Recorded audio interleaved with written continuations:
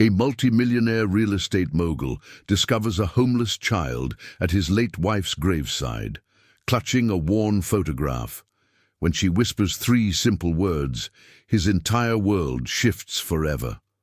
What she reveals about his wife's secret life will shake him to his core and force him to question everything he thought he knew about love, family, and what truly matters.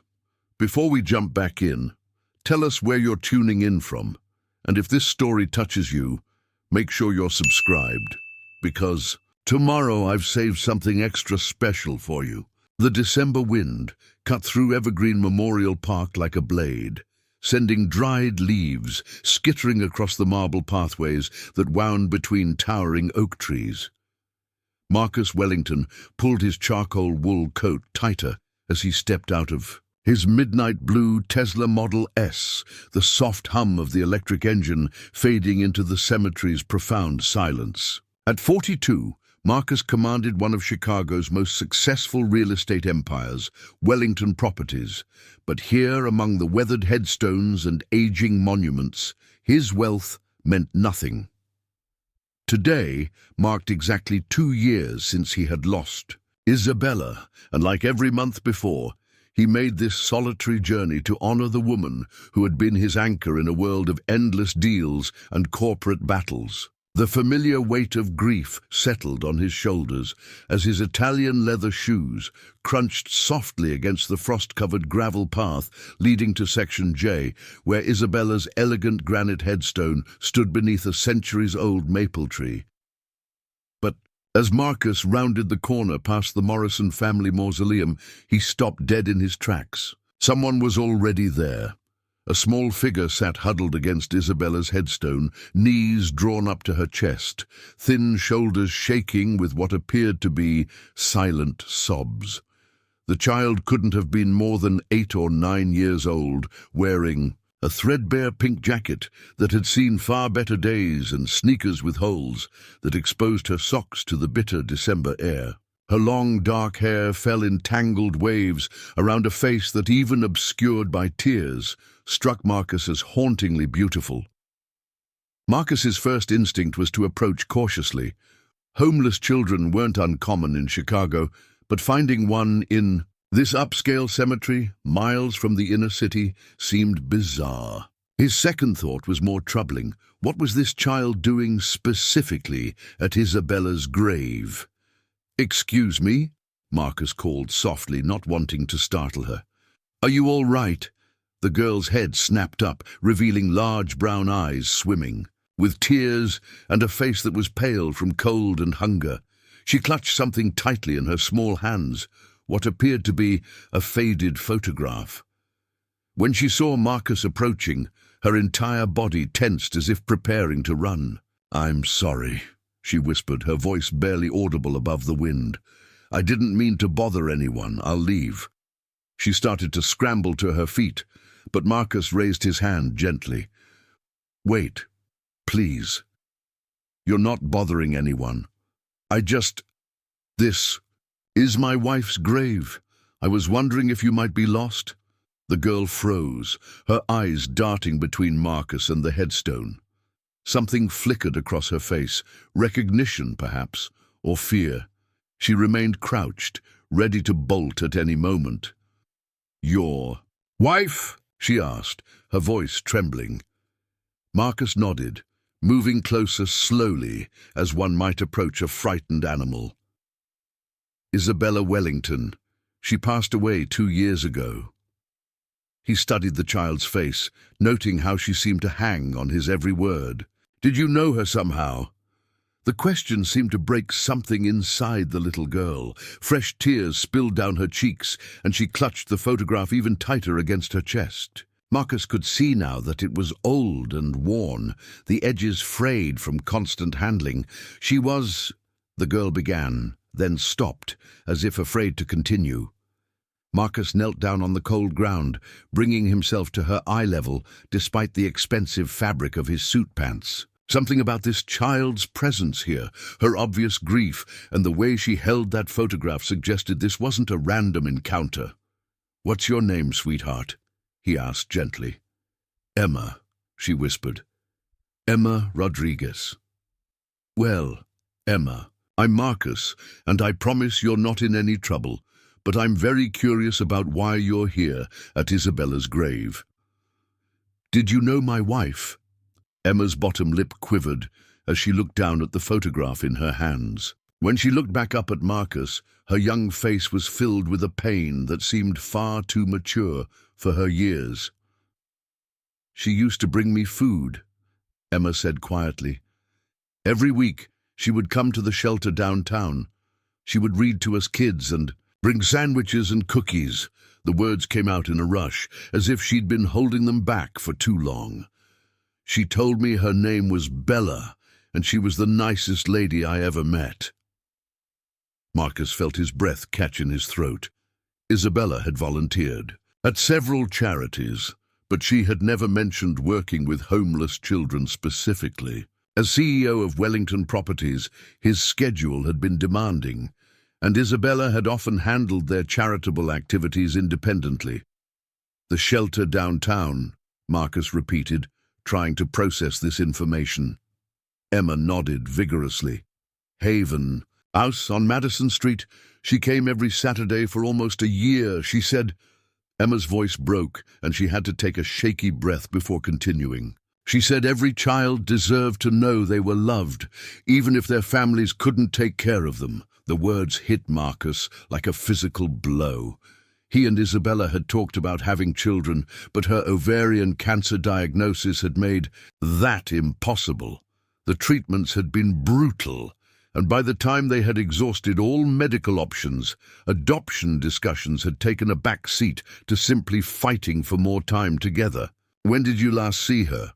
Marcus asked, though he dreaded the answer. About 2.5 years ago, Emma said, wiping her nose with the back of her sleeve. She just stopped coming one day. The other volunteers said she was sick, but nobody told us what happened to her. I kept waiting for her to come back. Marcus closed his eyes briefly, doing the math. Isabella's cancer had been diagnosed roughly 3 years ago. She must have continued volunteering at Haven House even during her early treatments, never mentioning it to him. The realization that his wife had been forming these connections with vulnerable children while secretly battling her own mortality left him feeling hollow. Emma, he said carefully, how did you know where to find her grave? The little girl looked down at the photograph again, then slowly turned it around so Marcus could see it. His heart nearly stopped. It was a picture of Isabella, but not one he recognized. She was sitting in what appeared to be a community room, surrounded by several children, including a younger version of Emma. Isabella's smile was radiant, her eyes bright with joy, as she held a book open for the kids to see. She looked healthy and vibrant. This had to have been taken early in her volunteer work, before the cancer began taking its toll. She gave this to me, Emma explained. On the back, she wrote her full name and said if anything ever happened to her, I could find her here. She drew a little map to this section of the cemetery. With trembling fingers, Marcus took the photograph when Emma offered it to him. Sure enough, on the back, in Isabella's distinctive handwriting, were the words, "For Emma, who makes my Saturdays brighter, Isabella Wellington, Evergreen Memorial Park, Section J. You are loved." Marcus stared at the inscription, his vision blurring with unexpected tears. Isabella had given this child a way to find her, even in death. She had planned for this possibility, knowing that her young friends at the shelter would worry about her disappearance. "How long have you been coming here?" Marcus asked, his voice rough with emotion. "Every few months when I can get here," Emma replied. "It's hard because the buses don't run this far out, and I have to walk the last 3 miles. But I wanted to tell her that I'm okay, and that I remember all the stories she read to us." The image of this small child walking 3 miles through Chicago's dangerous neighborhoods to visit his wife's grave was almost unbearable. Marcus looked at Emma's worn clothing, her thin frame, the dark circles under her eyes that spoke of hunger and sleepless nights. "Emma, where are you living now?" "Different places," she said evasively, a practiced response that suggested she'd learned not to trust adults with too much information. "I'm fine, though. I can take care of myself." The defensive statement broke Marcus's heart. No child should have to take care of themselves, especially not a 9-year-old girl on the streets of Chicago in December. "Are you hungry?" he asked, noting how her eyes immediately brightened at the mention of food. Emma hesitated, clearly torn between need and wariness. "I'm okay," she said, but her stomach chose that moment to growl audibly, betraying her. Marcus made a decision that would change both their lives forever. "Emma, would you let me buy you something to eat? There's a diner not far from here, and we could talk more about Isabella. I'd love to hear about those Saturday visits." For a long moment, Emma studied his face as if trying to determine whether he could be trusted. Finally, she nodded slowly. "But just food," she said firmly. "I'm not going to any police stations or social services places." "Just food," Marcus agreed, understanding that this child had learned to be suspicious of adult promises. "I give you my word." As they walked toward his car, Emma clutching the precious photograph, Marcus found himself stealing glances at this unexpected connection to Isabella's hidden life. His wife had touched this child's world in ways he was only beginning to understand, and somehow Emma had found her way back to them both. Neither of them could have anticipated how 3 simple words, whispered at a graveside, would soon unravel. Secrets that would challenge everything Marcus thought he knew about his late wife, and force him to confront a truth that would change his life forever. The December wind continued to blow through Evergreen Memorial Park, rustling the leaves, around Isabella's headstone, almost as if she were orchestrating this encounter from beyond, bringing together the 2 people who had loved her most, her husband and the homeless child who had kept her memory alive in a corner of Chicago that Marcus had never known existed. Preparing and narrating this story took us a lot of time. So if you are enjoying it, subscribe to our channel. It means a lot to us. Now back to the story. The Sunrise Diner on Ashland Avenue had seen better decades. Its red vinyl booths were cracked and patched with duct tape. The linoleum floor bore the scuff marks of countless work boots, and the fluorescent lights hummed with an electrical buzz that most customers had learned to ignore. But it was warm. It was open. And most importantly, it served generous portions at prices that wouldn't raise eyebrows when a well-dressed businessman walked in with a homeless child. Marcus had chosen this place deliberately, understanding that Emma would feel more comfortable in a working-class establishment than in one of the upscale restaurants he typically frequented. As they slid into a corner booth near the back, he watched Emma's eyes widen at the laminated menu with its pictures of oversized burgers and towering stacks of pancakes. "Order whatever you want," Marcus said gently, noting how Emma's fingers traced over the breakfast items with barely concealed longing. "And don't worry about the price." The waitress, a middle-aged woman named Dolores, whose name tag was adorned with small American flag pins, approached with a pot of coffee and a knowing smile. She'd seen enough of life to recognize when someone needed more than just food. "What can I get you folks today?" as she asked, her voice carrying the warm rasp of someone who'd spent years chatting with strangers. Emma looked uncertain, glancing between the menu and Marcus. Could I have the chocolate chip pancakes and maybe some orange juice?" "Make it a double stack," Marcus added, earning a grateful look from Emma, "and I'll have coffee and wheat toast." After Dolores left, Marcus studied Emma more carefully in the diner's harsh lighting. Beneath the dirt and exhaustion, he could see traces of what might once have been a middle-class childhood. Her grammar was better than expected for a street kid, and despite her wariness, she displayed table manners that suggested someone had once cared enough to teach her. "Emma," Marcus began carefully, "can you tell me more about those Saturdays with Isabella? What kinds of things did you do together?" Emma's face brightened immediately at the mention of Isabella. "Oh, she was amazing," she said, her voice losing its guarded edge for the first time since they'd met. She didn't just read to us like the other volunteers. She would act out all the different voices for the characters, and she made us laugh until our stomachs hurt. Marcus smiled despite his grief. That sounded exactly like Isabella, who had been known to perform elaborate charades at dinner parties to entertain their guests. "She brought these huge bags of books every week," Emma continued, warming to her subject. "Not just kids' books, but adventure stories and mysteries.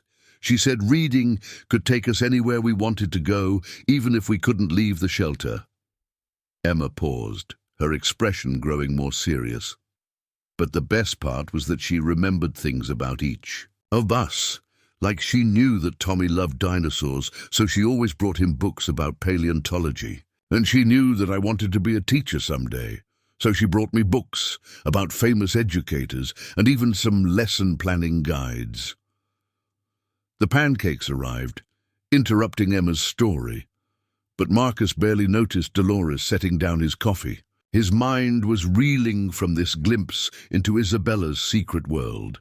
His wife had apparently developed individual relationships with these children, learning their dreams and nurturing their aspirations with a dedication that went far beyond typical volunteer work. "A teacher?" Marcus asked as Emma attacked her pancakes with enthusiasm. "That's what you want to be?" Emma nodded vigorously, syrup already coating her chin. "Miss Isabella said I was smart enough to do anything I wanted, but that teaching was special because teachers get to plant seeds in kids' minds that grow for their whole lives." She paused in her eating, looking directly at Marcus. "She said that's what her husband did too. He built places where people could live and grow, just like teachers build minds where ideas could live and grow." Marcus nearly choked on his coffee. Isabella had talked about him to these children, comparing his real estate development work to education. It was a perspective he'd never considered, and it came from a woman who had apparently seen nobility in his work that he himself had missed. "She talked about me?" Marcus asked, unable to hide his surprise. "All the time," Emma replied between bites. "She was so proud of you. She said you worked really hard to create beautiful spaces where families could be happy together. She showed us pictures of some of the buildings you made, those tall glass ones downtown, and the family neighborhoods with parks and playgrounds." Marcus stared at Emma in amazement. Isabella had been carrying photographs of his projects to show to homeless children. He had built those developments as business ventures, focusing on profit margins and market positioning. The idea that Isabella had seen them as contributions to human happiness and had been proud enough to share that vision with vulnerable kids left him speechless. "But she was sad sometimes, too," Emma added quietly, her fork pausing halfway to her mouth. "Especially in the last few months before she stopped coming. She would smile and laugh with us, but I could tell something was wrong. Her eyes looked tired, and sometimes I caught her just staring out the window when she thought none of us were watching." This observation cut deep. Marcus remembered those final months of Isabella's life, how she had insisted on maintaining her normal activities despite the chemotherapy's increasing toll. He had begged her to rest, to let him hire help for her volunteer commitments, but she had adamantly refused. Now he understood why. These children had become her family, and she couldn't bear to abandon them even as her own body was failing. "Did she ever mention being sick?" Marcus asked gently. Emma shook her head. "Not exactly, but one day Sarah, she was one of the other kids, asked Miss Isabella why she wore scarves all the time, even when it was hot. Miss Isabella just said that sometimes people go through hard times, but that doesn't mean they stop caring about the people who matter to them." Marcus felt tears threatening again. Isabella had lost her hair to chemotherapy, but had continued, showing up for these children, wearing scarves to hide her condition rather than burden them with her struggle. "Emma?" Marcus said carefully. "I need to ask you something important. What happened to you after Isabella stopped coming? How did you end up on the streets?" The walls immediately went back up. Emma's expression hardened, and she focused intently on her remaining pancakes. "I'm managing fine," she said defensively. "I'm not questioning your ability to take care of yourself," Marcus assured her. "But you mentioned you used to live at Haven House. Are you not there anymore?" Emma was quiet for a long moment, clearly debating how much to reveal. Finally, she sighed. "They have age limits and rules. I got into some trouble for breaking curfew, and they said I was a bad influence on the younger kids, so they transferred me to a different facility across town. And that didn't work out either. The new place was—" Emma struggled to find words. "It wasn't like Haven House. The people there didn't care about us the way Mr. Peterson and the others did. They just saw us as problems to manage. So I left." Marcus could read between the lines. Foster care and group homes were notoriously difficult systems to navigate, especially for older children who had learned to be self-reliant. Emma had probably faced neglect, or worse, at the second facility and had chosen the streets as the safer option. "How long have you been on your own?" "About 8 months, Emma replied, her chin lifting defiantly. "And I'm doing okay. I know where to find food, I know which places are safe to sleep, and I stay away from the dangerous people." The casual way she described survival skills that no child should need to possess made Marcus's chest ache. 8 months of winter, spring, summer, and now winter again. This little girl had weathered Chicago's brutal seasons alone while he had been grieving in his climate-controlled penthouse. "Emma," Marcus said slowly, an idea forming in his mind. "What if I told you there might be a way for you to go back to school, to pursue that dream of becoming a teacher?" Emma's eyes narrowed suspiciously. "What kind of way?" "I have resources," Marcus said carefully, not wanting to overwhelm her with promises he wasn't sure he could keep. "He could help you find a good placement, somewhere safe where they would support your education." "And what would you want in return?" Emma asked, her street-smart wariness surfacing. "Nobody helps for free, especially not rich people." The blunt question caught Marcus off guard, but he recognized the wisdom in it. This child had learned through hard experience that adult assistance usually came with strings attached. "I want to honor Isabella's memory," Marcus said honestly. "She cared about you, and learning about the work she did with kids like you has made me realize that I've been living in a bubble. Maybe helping you is something I need to do for myself as much as for you." Emma studied his face intently, as if trying to detect deception. "And if I said no, would you call the police or child services?" "No," Marcus replied firmly. "Your trust would have to be earned, not forced. If you're not comfortable with my help, then I'll respect that decision." For the first time since they'd met, Emma's expression softened slightly. "Most adults don't ask what we want," she admitted. "They just decide what's best for us, and then get mad when we don't go along with it." Marcus thought about his own childhood, raised by parents who had made all his important decisions for him. Which schools to attend, which activities to pursue, which social circles to move in. The difference was that those decisions had been made from a place of love and privilege, designed to secure his future success. Emma's experiences with adult decision-making had apparently been far less benevolent. "I can't promise to be perfect," Marcus said, "but I can promise to listen to what you want and to try to understand your perspective." Emma finished the last bite of her pancakes and pushed the plate away. For a moment, she just sat quietly, seeming to weigh her options. When she looked up at Marcus again, there was something different in her eyes. Not trust exactly, but perhaps the possibility of trust. "There is something I want to know," she said quietly. "Something Miss Isabella told me before she stopped coming, but I'm not sure you're ready to hear it." Marcus felt his pulse quicken. What did she tell you?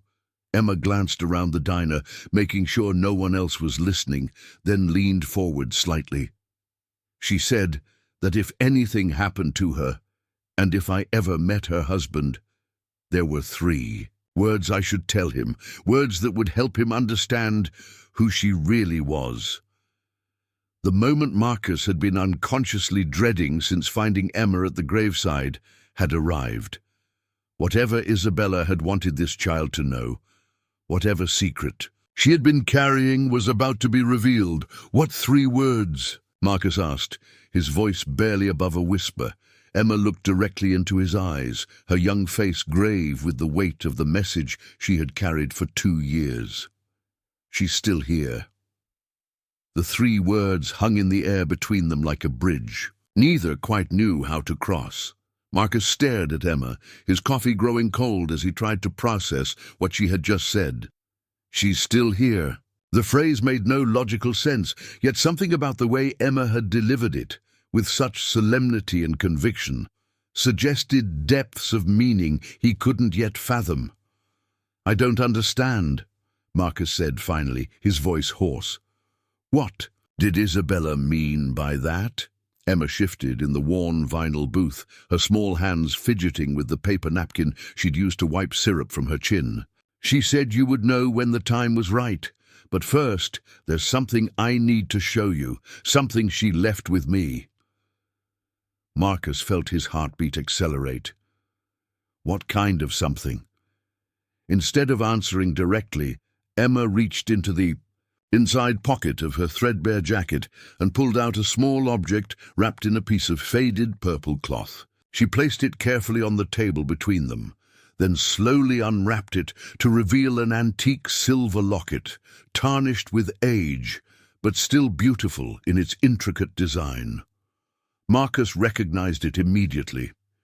It had belonged to Isabella's grandmother, a family heirloom that Isabella had treasured above all her other jewelry. She had worn it on their wedding day, claiming it brought good luck to brides. But Marcus distinctly remembered that locket sitting in Isabella's jewelry box on their bedroom dresser. How had it ended up with Emma? She gave this to you? Marcus asked, reaching out to touch the delicate silver surface. Emma nodded. On her last day at the shelter. She called me aside after story time and told me it was very important that I should keep it safe until the right moment came to give it to her husband. Emma's voice dropped to a whisper. She said inside was proof that love never really dies. It just changes form. With trembling fingers, Marcus opened the locket. Inside, where he expected to find the tiny photos of Isabella's grandparents that had always been there, he instead discovered something entirely different. On one side was a folded piece of paper so small it looked like it had been written with a magnifying glass. On the other side was a key, tiny, brass, and unlike anything Marcus had seen before. He carefully extracted the piece of paper and unfolded it. Isabella's handwriting, cramped but unmistakably hers, filled the miniature page. My beloved Marcus, if you are reading this, then Emma has found you as I hoped she would. The key opens a safety deposit box at First National Bank, box 1247. Everything you need to understand is there. Trust Emma. She carries more than just my memories. She carries my heart's deepest secret. All my love, always and forever, Isabella. Marcus. Read the note 3 times before the words truly sank in. Isabella had planned this entire encounter. Somehow, even while battling cancer, she had orchestrated a scenario where Emma would find him and deliver this message. But why the elaborate secrecy? What could be so important that Isabella had hidden it away in a bank vault? Emma, Marcus said slowly, looking up from the note. Did Isabella ever explain why she was giving you these things? Did she tell you what was in the safety deposit box? Emma shook her head, but there was something in her expression that suggested she knew more than she was saying. She just told me that when I gave you the locket, I should also tell you about the visits. What visits? Emma took a deep breath, as if steeling herself for a difficult confession. Miss Isabella didn't just come to Haven House on Saturdays. She came other times too during the week, but those visits were different. She would ask to speak to me privately, and we would go to Mr. Peterson's office, or sometimes just sit in the quiet room where the little kids nap. Marcus leaned forward, his full attention focused on Emma's words. What did you talk about during those private meetings? At first, she just asked me questions about my life before the shelter, about my family, about school, about what I remembered from when I was little. Emma's voice grew softer. She seemed really interested in everything about me, not just the present stuff, but my whole history. It was nice having someone care enough to really listen. A chill ran down Marcus's spine. Isabella's interest in Emma's background seemed more than casual volunteer concern. What kind of questions about your history? Emma seemed to struggle with how to explain. She wanted to know about my mum, about what happened to her, about my birth certificate, and whether I knew who my father was. She asked if I had any medical records or family documents. Emma paused, studying Marcus's face carefully. Mr. Wellington, are you okay? You look really pale. Marcus wasn't okay. A terrible possibility was beginning to form in his mind, one so shocking that he could barely allow himself to consider it.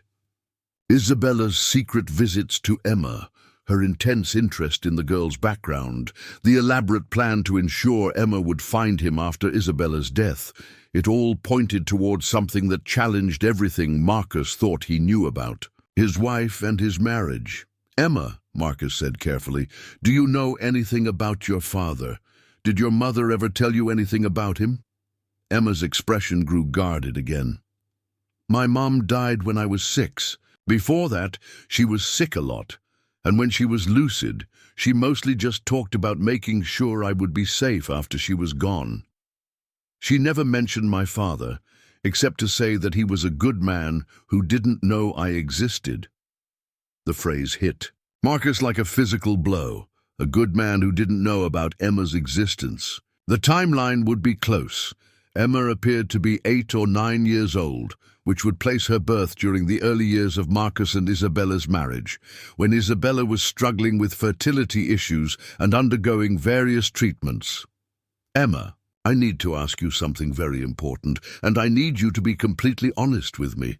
Did Isabella ever say anything that suggested she might have known your mother?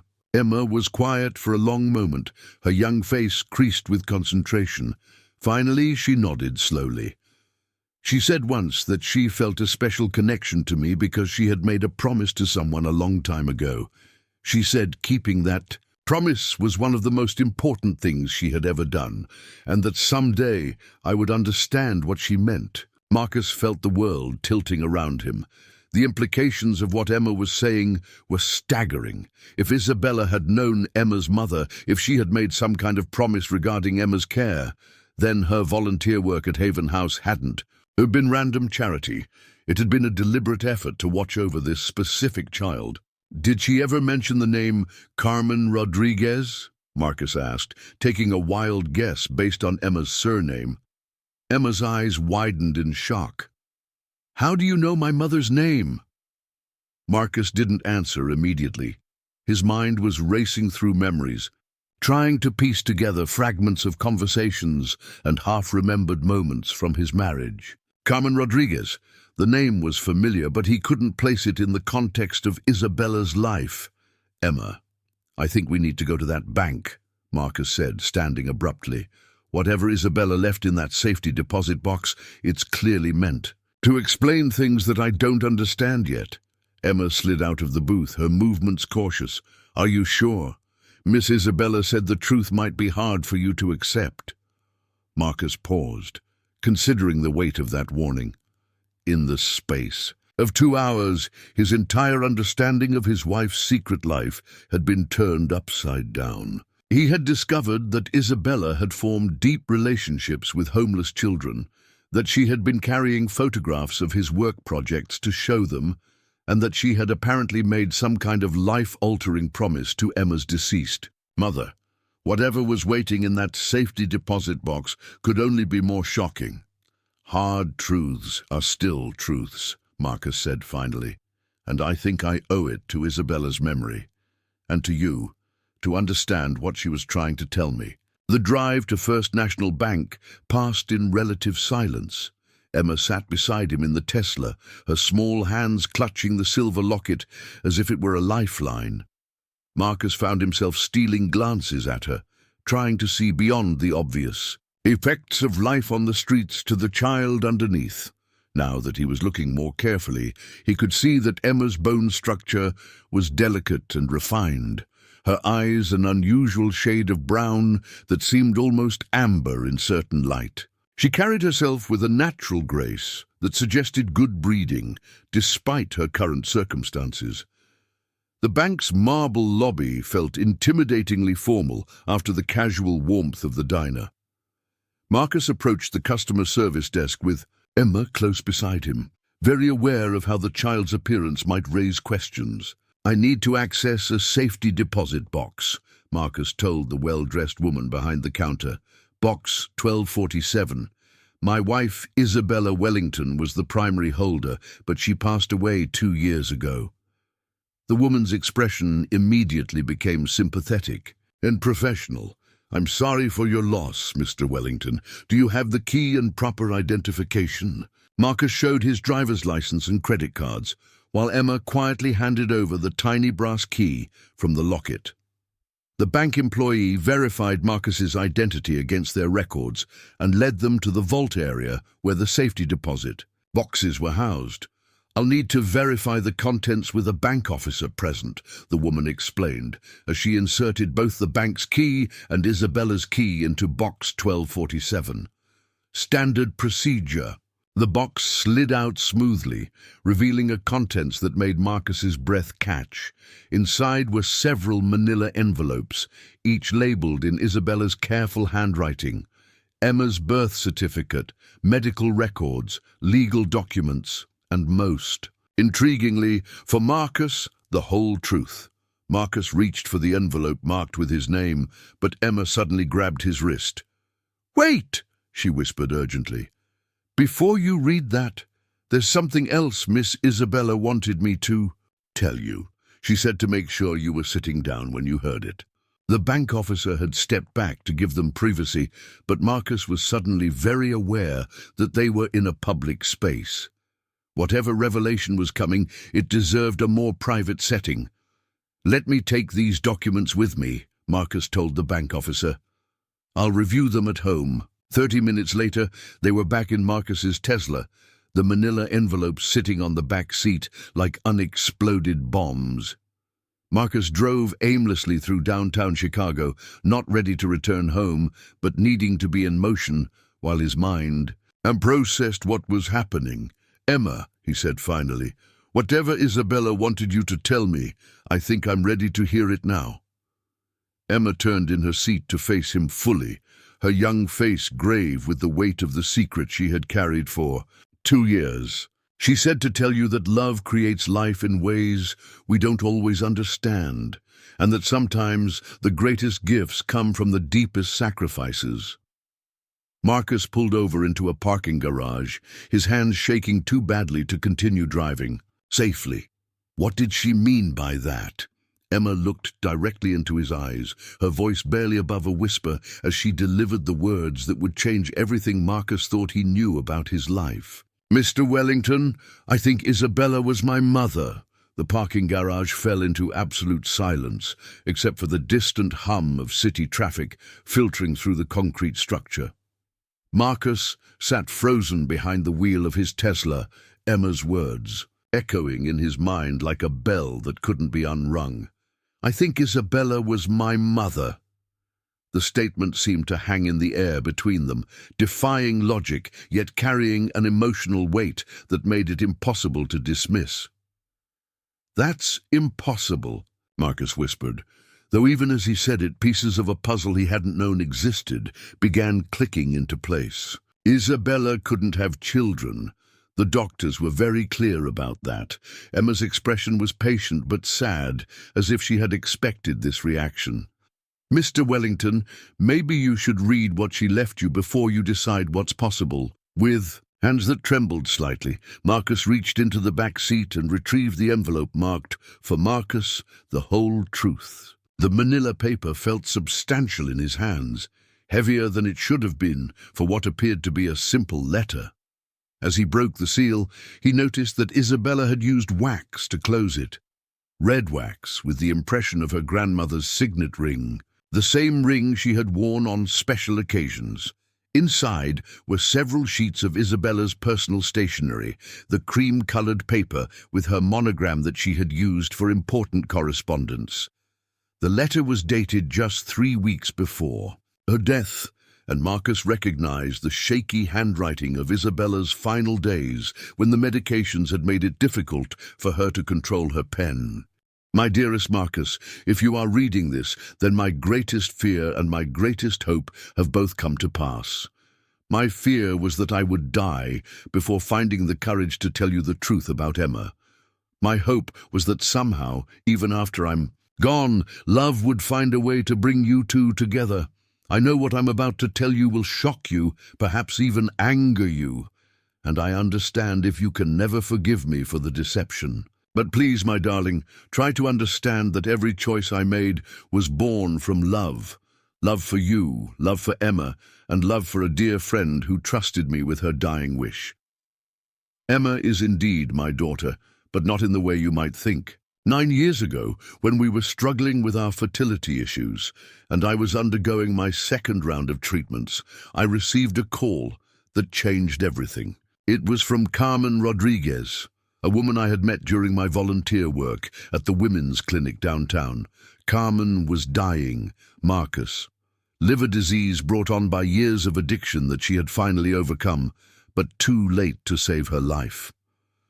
She was a beautiful soul who had made terrible choices, but she had managed to turn her life around just in time to bring a precious daughter into the world. Emma was 3 years old then, bright and curious, and so full of love despite the chaos that surrounded her. Carmen had no family, no support system, and social services was going to place Emma in the foster care system. But Carmen had a different plan. She knew about our struggles to conceive, and she made me an offer that seemed like a miracle and a nightmare all at once. She wanted me to adopt Emma, but not through official channels. The courts would never have approved a placement with a woman undergoing fertility treatments, and Carmen didn't trust the system to keep Emma safe. Instead, she proposed something unprecedented. She would officially place Emma in foster care, but I would become her secret guardian, ensuring she was placed in a good home and watching over her throughout her childhood. I said yes, Marcus. Without consulting you, without even telling you that this opportunity existed, I said yes. Carmen died 2 weeks later, but not before making me promise that I would always be Emma's guardian angel, that I would never let her feel unwanted or unloved. Marcus had to stop reading. His chest felt tight, and he was having difficulty breathing. He looked at Emma, who was watching him with an expression of quiet understanding, and suddenly her words at the diner took on new meaning. Isabella hadn't just been volunteering at Haven House. She had been fulfilling a promise to a dying woman, a promise to watch over her daughter. "You knew about this?" Marcus asked Emma, his voice barely above a whisper. Emma shook her head. "Not all of it. Miss Isabella never told me she had promised my real mother anything. She just said she felt a special connection to me, but—" Emma hesitated, then continued. "There were little things. She knew stuff about me that the other volunteers didn't. Like, she knew I was afraid of thunderstorms, even though I never told anyone. And she always brought books that were exactly what I needed to read, not just random stories." Marcus returned to the letter, his hands shaking, as he continued reading Isabella's careful explanation. "I arranged for Emma to be placed at Haven House, specifically because I knew the director, James Peterson, was a good man who would treat her with kindness. I made anonymous donations to ensure the facility was well funded, and I volunteered there regularly so I could be close to Emma without raising suspicions. For 6 years, this arrangement worked perfectly. Emma thrived at Haven House, excelled in their educational programs, and grew into the remarkable child she is today. I was able to keep my promise to Carmen, while also filling the empty space in my heart that our fertility struggles had created. But then I was diagnosed with cancer, and everything became complicated. I knew I was dying, Marcus, long before I told you how serious it was. The doctors gave me a year at most, and I realized that I was going to break my promise to Carmen unless I could find another way to protect Emma. That's when I developed my plan to ensure Emma would find you after my death. I knew you would never abandon a child who needed help, especially one connected to me.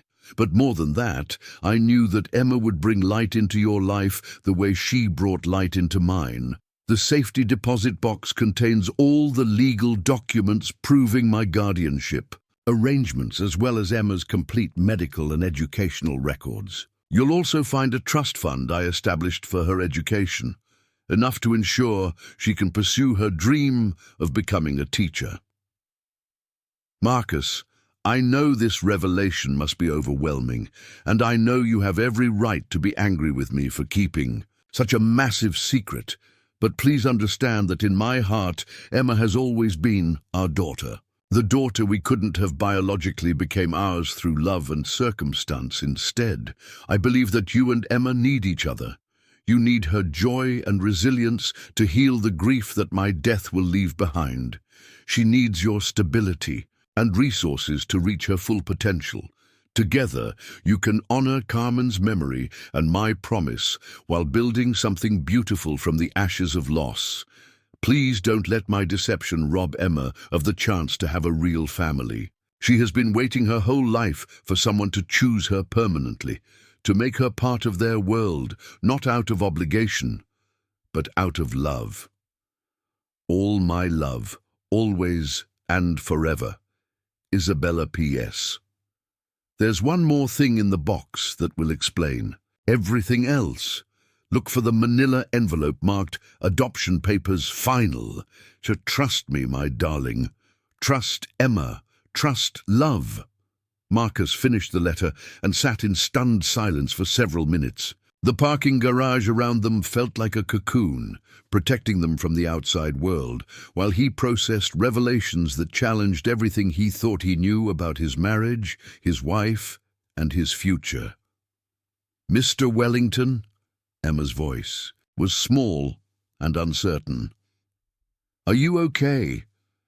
Marcus looked at her, really looked at her for the first time since finding her at Isabella's grave. Now that he knew the truth, he could see Isabella in Emma's mannerisms, the way she tilted her head when thinking, the careful way she chose her words, the natural grace with which she moved. But he could also see someone else entirely, a fierce independence that came from years of taking care of herself, a wisdom beyond her years born from hardship, and a resilience that Isabella had recognized and nurtured. "Emma," Marcus said slowly, "how much of that letter did you already know?" "Bits and pieces," Emma admitted. "Miss Isabella told me that my birth mother had been her friend and that she had promised to watch out for me. She said that someday I might have a chance to be part of a real family, but that it would depend on whether I was brave enough to trust someone new." Marcus felt a surge of emotion so powerful it nearly overwhelmed him.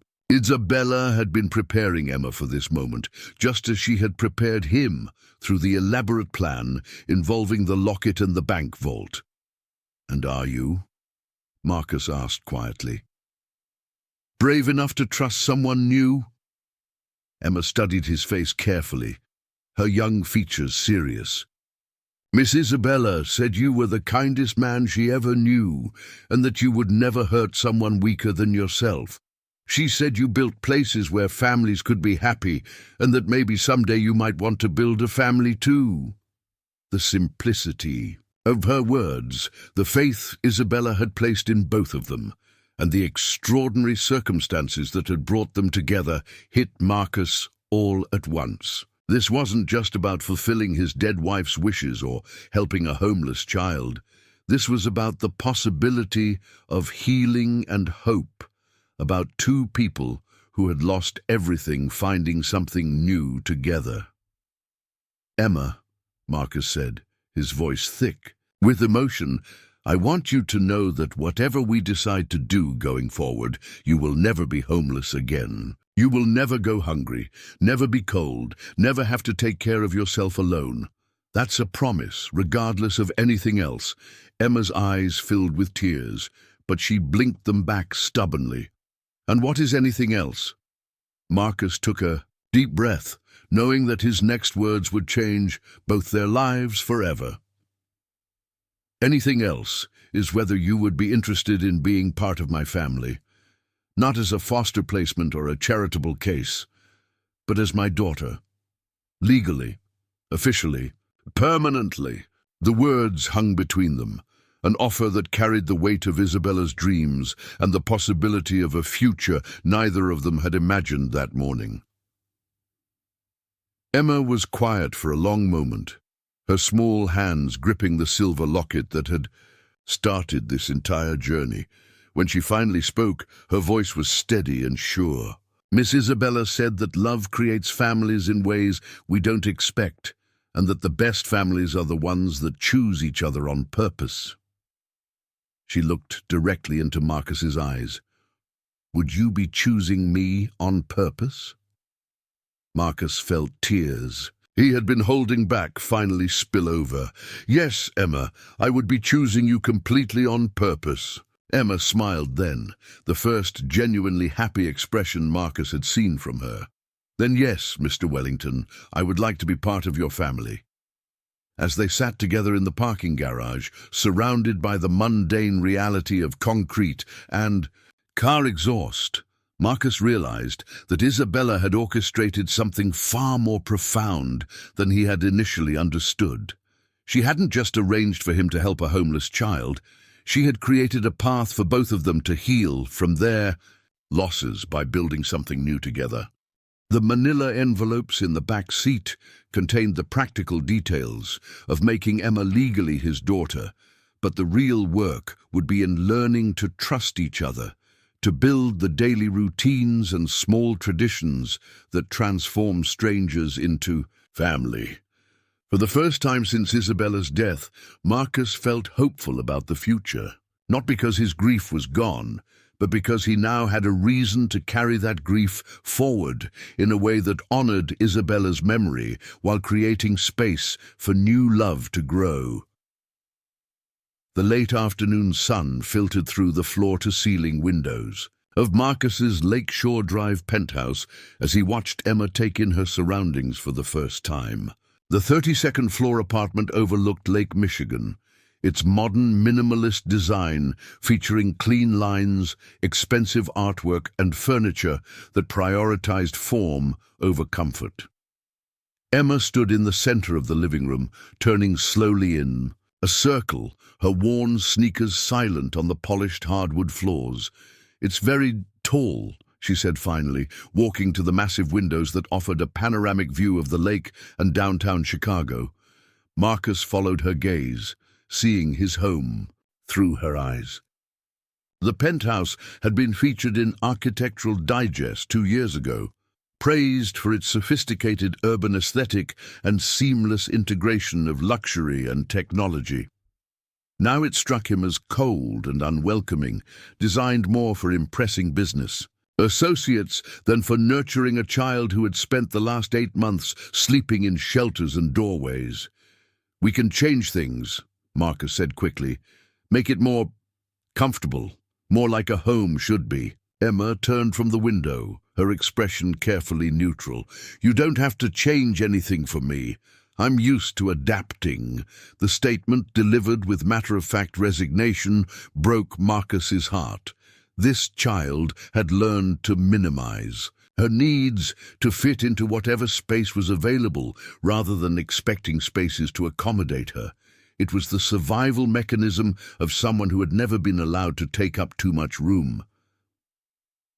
"Emma," Marcus said gently, "this is your home now. You're not adapting to my space. We're creating our space together." She studied his face, as if trying to determine whether his words were genuine or just polite reassurance. What does that mean exactly? Marcus realized he didn't entirely know.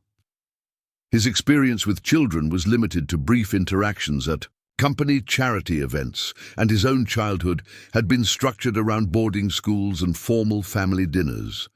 The practical aspects of suddenly becoming a father to a 9-year-old girl who had been living on the streets presented challenges he hadn't fully considered. "Well," Marcus said, thinking out loud, "we should probably start with getting you a proper bedroom. The guest room has a bed, but it's not really set up for a child." Emma nodded slowly. "I've never had my own room before. At Haven House, we shared dormitory-style rooms with 4 beds each, and before that—" She trailed off, but Marcus could fill in the blanks. Carmen Rodriguez's life had likely been too chaotic to provide Emma with the luxury of personal space. "Then we'll make sure your room is exactly what you want it to be," Marcus promised.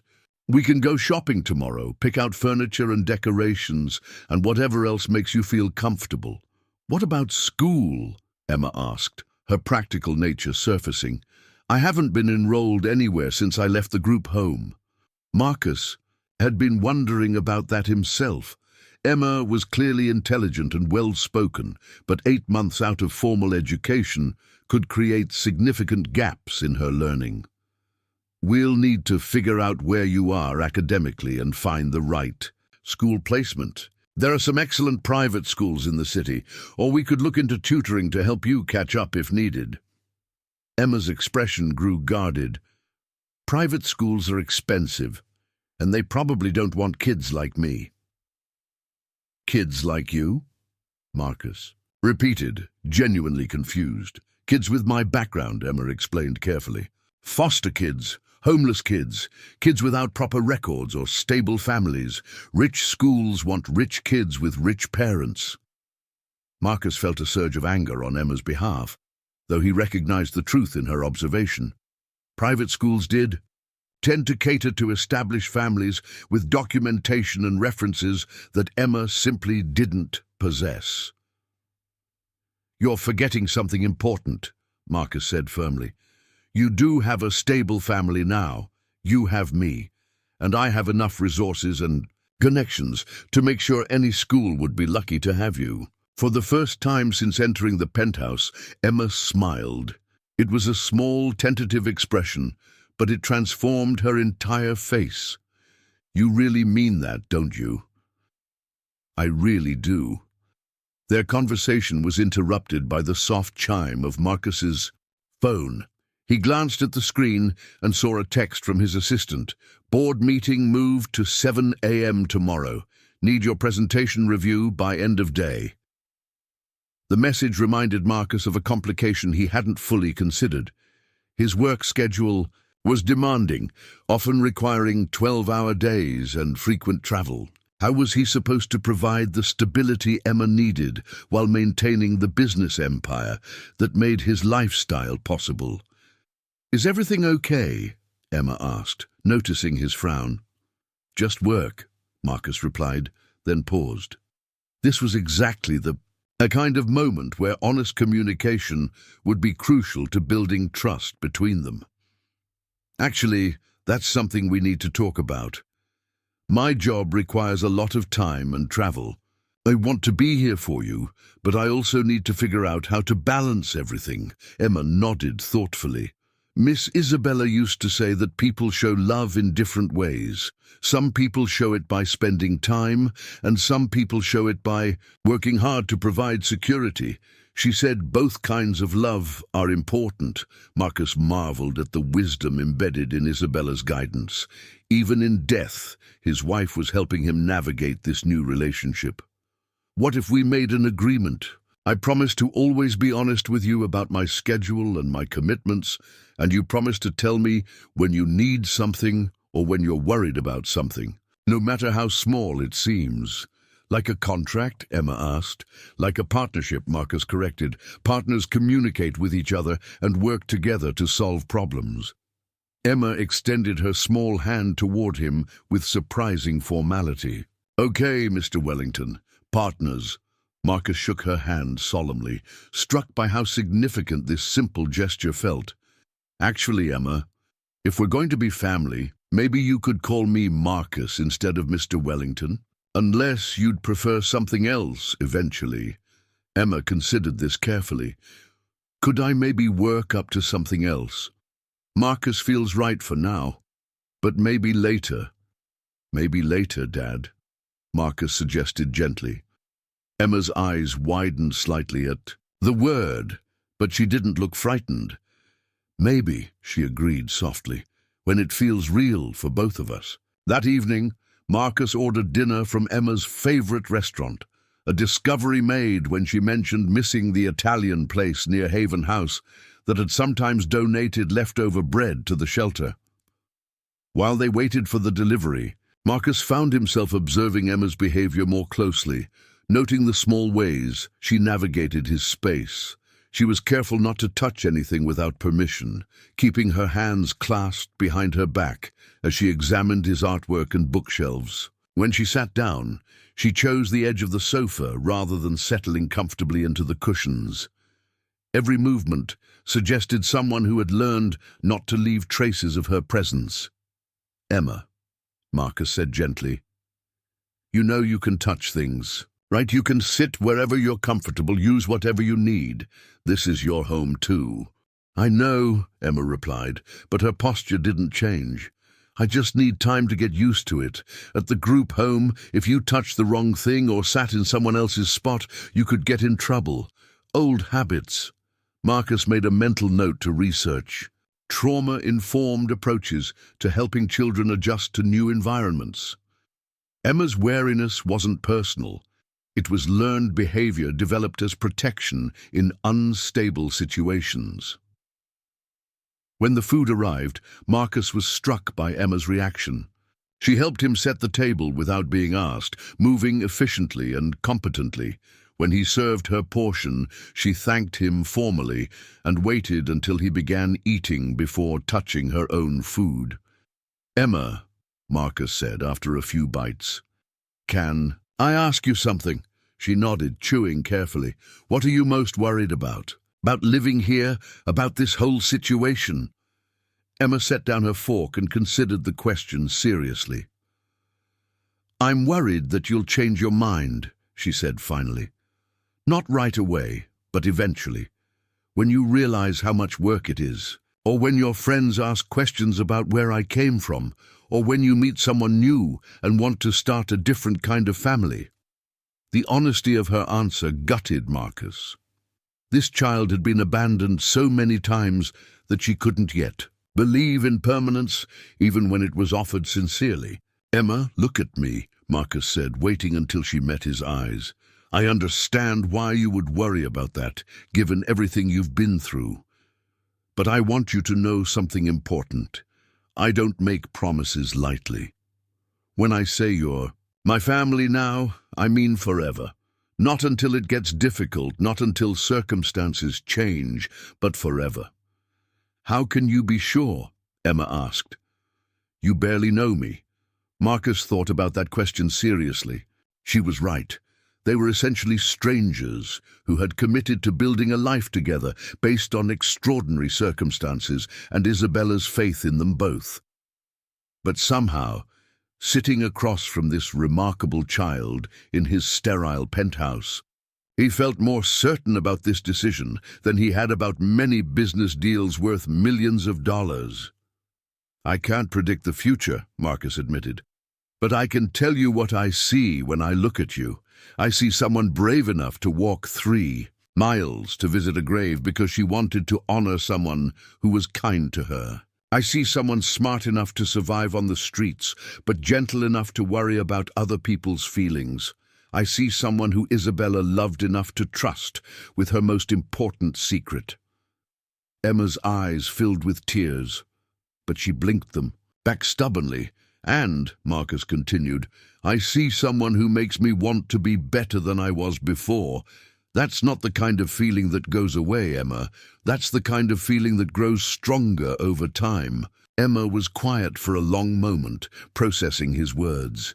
When she spoke again, her voice was barely above a whisper. Miss Isabella used to say that families aren't just about blood, or even about love. She said the strongest families are built on choice, choosing each other every day, even when it's hard. She was right, Marcus agreed. And I choose you, Emma, every day, even when it's hard.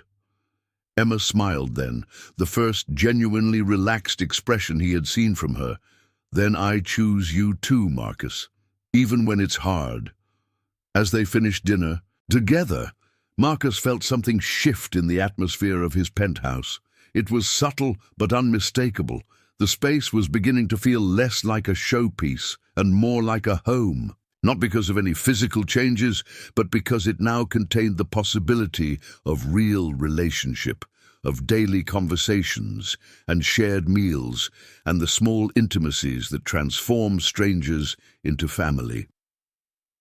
Later that night, after Marcus had shown Emma to the guest room and provided her with new pajamas and toiletries, he stood in his own bedroom, surrounded by the artifacts of his former life. Everything looked the same, but everything felt different. Tomorrow would bring practical challenges: school enrollment, legal paperwork, shopping for furniture that would make Emma feel welcome. But tonight, for the first time since Isabella's death, Marcus fell asleep feeling hopeful about the future. Down the hall, a child who had never had her own room was discovering what it felt like to go to sleep, knowing she would wake up in the same place, surrounded by people who had chosen to love her. The building blocks of their new family were fragile, still built on trust that was still developing and promises that were yet to be tested. But they were real, and they were theirs, and Isabella's wisdom had brought them together at exactly the moment when they both needed something new to believe in. 3 weeks into their new life together, Marcus discovered that good intentions and unlimited resources couldn't solve every problem that came with suddenly becoming a father to a traumatized child. The revelation came at 2:17 a.m. when he was awakened by screaming from Emma's room. Not the brief cry of a nightmare, but sustained, terror-filled shrieks that sent him racing down the hallway in his pajamas. He found Emma sitting bolt upright, in bed, her eyes wide open but unseeing, her small body rigid with fear as she fought against invisible threats. When Marcus reached out to comfort her, she recoiled violently, pressing herself against the headboard while continuing to scream. Emma, it's okay.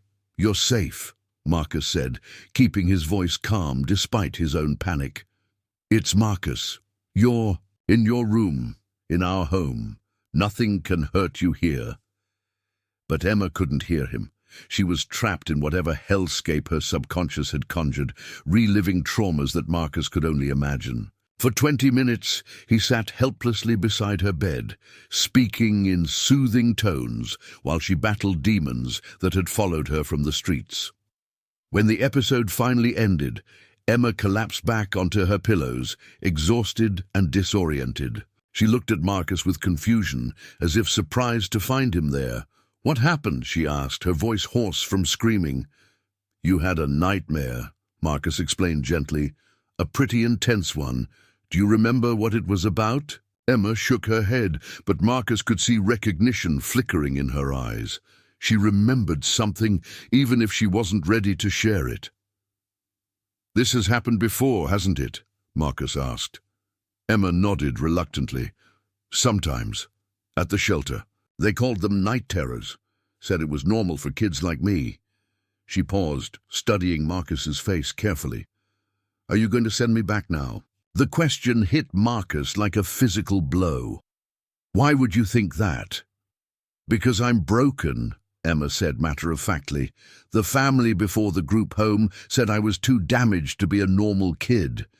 They said I needed professional help they couldn't provide. Marcus felt rage building in his chest, not at Emma, but at the adults who had made this child believe that trauma responses were character flaws rather than natural reactions to unnatural experiences. Emma, listen to me very carefully. You are not broken. You've been through things that would challenge any adult, and your brain is trying to process experiences that were too big for any child to handle alone. That doesn't make you damaged. It makes you a survivor. Emma's eyes filled with tears she refused to let fall. But what if it keeps happening? What if I keep waking you up and making noise and being a problem? Marcus moved slowly toward the bed, giving Emma time to object if she wasn't ready for physical comfort. When she didn't pull away, he sat carefully on the edge of her mattress. "Then we'll figure it out together," he said simply. "We'll find ways to help you feel safer, and if that means I lose some sleep occasionally, that's a small price to pay for having you in my life." "You really mean that?" Emma whispered. "I really do." The next morning, Marcus called his doctor and asked for a referral to a child psychologist who specialized in trauma. Dr. Sarah Chen had been recommended as one of the best in Chicago, with particular expertise in helping children who had experienced homelessness and family instability. "I want Emma to feel comfortable with whoever we choose," Marcus explained to the receptionist when he called Dr. Chen's office. "Would it be possible to schedule a brief consultation first, just so she can meet the doctor and decide if she feels safe?" The receptionist seemed surprised by the request. Apparently, most parents simply made appointments without consulting their children's preferences. But Dr. Chen agreed to a 30-minute introduction session the following week. Meanwhile, Marcus was learning that Emma's adjustment challenges extended far beyond nighttime terrors. Shopping for her bedroom furniture had revealed a child who was overwhelmed by choices and deeply uncomfortable with spending money, even when it wasn't her own. "I don't need a whole new bed," Emma had protested when Marcus suggested replacing the guest room's king-size bed with something more appropriate for a child. "The one there works fine, but it's too big for your room," Marcus had explained patiently, "and we want to pick out something that feels like yours, not just something you're borrowing." Emma had stared at the bedroom furniture display with visible anxiety. "What if I pick wrong? What if I get something expensive and then you decide you don't want me anymore?" It had taken 2 hours and considerable patience for Marcus to help Emma understand that her choices couldn't be wrong, and that his commitment to her wasn't conditional on her making perfect decisions. Even then, she had chosen the least expensive bed in the showroom, a simple twin frame that Marcus suspected she selected more for its price tag than its appeal. School presented another minefield of complications. Emma's academic assessment had revealed that while she was reading at a high school level and possessed remarkable problem-solving skills, her formal education had significant gaps. She had never taken standardized tests, had limited experience with technology, and had missed entire units of curriculum during her months on the streets. Lincoln Academy, the private school Marcus had initially contacted, had politely declined to enroll Emma pending additional documentation and evaluation. The subtext was clear. They didn't want a homeless child disrupting their carefully curated student body, regardless of Marcus's financial standing. "It's okay," Emma had said when Marcus explained the school's decision. "I probably wouldn't fit in there anyway," but Marcus could see the hurt beneath her resignation, the familiar defensive mechanism of lowering expectations to avoid disappointment. He made calls to 4 other schools, encountering similar resistance disguised as bureaucratic requirements. It was Emma herself who suggested a solution. "What about public school?" she asked one evening as they reviewed his list of rejections. "The other kids at Haven House went to public school, and some of them were really smart." Marcus had attended private schools his entire life, as had most people in his social circle. The idea of public education carried prejudices he was ashamed to recognize, assumptions about quality and safety that didn't necessarily reflect reality. "If that's what you prefer," Marcus said carefully. "We can look into the public schools in our district." Emma studied his expression. "You think public school isn't good enough for me?" The direct question forced Marcus to confront his own biases.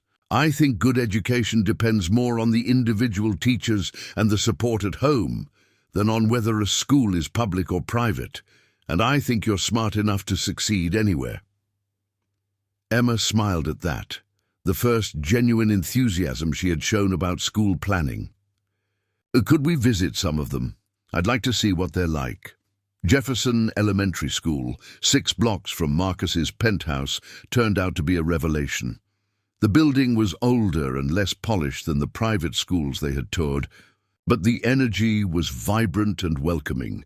Principal Rodriguez, no relation to Emma, but the shared surname made Emma smile, gave them a tour that highlighted the school's diverse student body and innovative programs. "We have students from 43 different countries," Principal Rodriguez explained, as they walked through hallways lined with artwork and multilingual displays.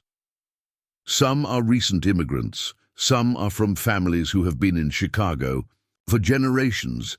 What they all have in common is curiosity and potential." In the 5th grade classroom they visited, Marcus watched Emma interact with students working on a science project about urban ecosystems. She asked thoughtful questions and offered insights that impressed both the teacher and her potential classmates. For the first time since he had found her at Isabella's grave, Emma looked like what she was, a bright, curious child excited about learning. "I think I'd like to go here," Emma told Marcus quietly as they left the building. "Are you sure?" Marcus asked. "We could keep looking at other options." Emma shook her head firmly. "These kids seem normal, not like they're all trying to prove how special they are. I think I could make friends here." The comment about making friends reminded Marcus of another challenge they hadn't fully addressed. Emma had been isolated for months, and before that, her friendships had been limited to other children in the foster care system. She would need opportunities to develop normal peer relationships.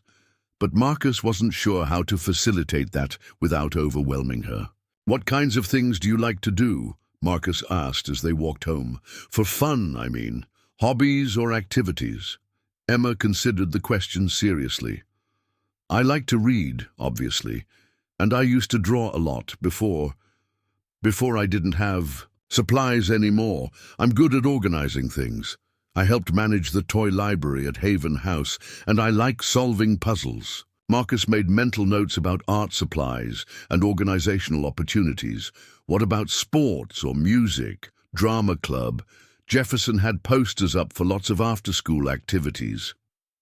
"I don't know," Emma admitted. "I never really had chances to try those things. Do you think I could learn?" "I think you could learn anything you wanted to," Marcus assured her. "We'll figure out what interests you and find ways to explore them." That evening, as they worked together to prepare dinner, another new routine they were developing, Emma brought up a topic that had clearly been weighing on her mind. "Marcus," she said, carefully pronouncing his name as she had taken to doing when she wanted his full attention, "what happens if people find out about me, about where I came from?" Marcus paused in his vegetable chopping. "What do you mean?" "Your friends, your business partners, people in your building," Emma explained. "When they ask where I came from and why you suddenly have a daughter, what are you going to tell them?" It was a practical concern that Marcus had been dreading. His social circle consisted primarily of wealthy professionals who valued discretion and conventional success markers. The story of adopting a homeless child connected to his deceased wife's secret charity work would certainly raise eyebrows and generate gossip. "I'm going to tell them the truth," Marcus said finally, "that you're my daughter and that we found each other when we both needed family." "But what if they judge you for it? What if it affects your business?" Marcus set down his knife and turned to face Emma fully. Emma, if someone judges me for choosing to love you, then their opinion doesn't matter to me. And if my business suffers because I prioritized family over appearances, then I'll build a better business." Emma's eyes widened at the conviction in his voice. "You really mean that?" "I really do," Marcus confirmed. "You're not a secret I need to hide or a charity case I need to justify. You're my daughter, and I'm proud to be your father." The word father hung in the air between them. The first time Marcus had claimed the title aloud, Emma's reaction was immediate and emotional. Tears she couldn't hold back, accompanied by a smile that transformed her entire face. "Does that mean I can call you Dad now?" she asked through her tears. Marcus felt his own eyes welling up. "Only if you want to." Emma launched herself across the kitchen, wrapping her thin arms around his waist in the first spontaneous hug she had initiated since coming to live with him. "I want to, Dad. I really want to." As Marcus held his daughter, he realized that all the challenges they had faced in the past 3 weeks, all the obstacles still ahead, were part of something larger and more important than he had initially understood. They weren't just learning to live together. They were learning to love each other with all the messiness and complexity that real love required. 2 months after Emma had started calling him Dad, Marcus thought they had weathered the worst of their adjustment challenges. Emma was thriving. At Jefferson Elementary, her night terrors had decreased with Dr. Chen's help, and their daily routines had settled into something that felt genuinely familial. Which is why the phone call from James Peterson at Haven House hit him like a thunderbolt on an otherwise ordinary Tuesday morning. "Mr. Wellington, I hope you don't mind me calling directly." Peterson's voice was careful, professional, but Marcus could detect an underlying tension. "We need to discuss Emma's situation. There are some complications that have arisen." Marcus felt ice form in his stomach. "What kind of complications?" "I think this conversation would be better had in person. Could you come to Haven House this afternoon? And Mr. Wellington, you might want to bring your attorney." The line went dead, leaving Marcus staring at his phone in his office overlooking Michigan Avenue. For the past 2 months, he had been so focused on Emma's emotional healing and their relationship building that he had pushed the legal aspects of her adoption to the back burner. The temporary guardianship papers were in place, but the formal adoption process had been postponed while Emma settled into her new life. Now, apparently, that delay was about to become a problem. Marcus called his lawyer, David Chen, no relation, to Emma's therapist, and arranged to meet him at Haven House that afternoon. Then he did something he rarely did. He cancelled his remaining meetings and left work early to pick up Emma from school personally. "Dad?" Emma looked surprised to see him waiting outside Jefferson Elementary at 3:30. "Is everything okay?" "You said Mrs. Martinez was picking me up today." Mrs. Martinez was the housekeeper Marcus had recently hired, partly to help with Emma's after-school care and partly because he was learning that maintaining a household with a child required more logistics than his previous bachelor lifestyle had demanded. "Everything's fine," Marcus assured Emma as they walked to his car. "I just wanted to spend some time with you this afternoon. How was school?" Emma launched into a detailed account of her science project on renewable energy sources, her enthusiasm infectious, as she described her team's plan to build a working wind turbine. Marcus found himself marveling, not for the first time, at how quickly she had blossomed, once given the opportunity to learn in a supportive environment. "We're going to present it to the whole school next month," Emma concluded, as they pulled into the penthouse garage. "Mrs. Patterson says if it works well enough, they might install real wind turbines on the roof." "That's incredible, sweetheart," Marcus said, the endearment coming naturally now. "I'm so proud of you." Emma beamed at the praise, but then her expression grew more serious. "Dad, can I ask you something?" "Always." "Yesterday, Tommy Chen. That's the boy in my class whose parents are doctors. He asked me why I don't look anything like you. And I realized I don't know what I should tell people about that. Marcus felt his stomach clench. This was the conversation he had been dreading, the moment when Emma would need to navigate questions about their relationship that couldn't be answered simply. "What did you tell Tommy?" Marcus asked carefully. "I said that families don't have to look alike, to love each other," Emma replied. "But then he asked if I was adopted, and I didn't know if I should say yes or no, because technically I'm not adopted yet, am I?" The innocent question highlighted the precarious nature of their current legal situation. Emma was right. The adoption wasn't final. She was living with Marcus under temporary guardianship arrangements that could theoretically be challenged or revoked. "You're right that the legal adoption isn't complete yet," Marcus said slowly. "But in every way that matters, you are my daughter. The paperwork is just paperwork." Emma nodded, but Marcus could see she was troubled by something. "Dad, what would happen if someone tried to take me away from you? Before the adoption was final?" The question was so close to Marcus's current fears that he nearly swerved the car. "Why would you ask that, sweetheart?" Sometimes I worry that this is too good to be true, that someone will decide I belong somewhere else, or that there are rules I don't understand that could change everything." Marcus pulled into their parking space and turned to face Emma fully. "Emma, I want you to listen to me very carefully. I will never let anyone take you away from me. Whatever legal challenges we might face, whatever bureaucratic hoops we need to jump through, you are my daughter and this is your home. That's not going to change." "You promise?" Emma asked, her voice small. "I promise," Marcus said firmly, even as James Peterson's ominous phone call echoed in his mind. 3 hours later, Marcus sat across from Peterson in the Haven House Director's modest office, while his attorney David Chen reviewed a stack of documents that had arrived that morning via certified mail. Emma was at home with Mrs. Martinez, working on homework, blissfully unaware of the legal storm that was brewing around her. "I'm afraid the situation is more complicated than we initially understood," Peterson was saying. His weathered face creased with concern. "Carmen Rodriguez, Emma's birth mother, apparently had family we weren't aware of." Marcus felt his blood turn cold. "What kind of family?" David Chen looked up from the documents, his expression grim.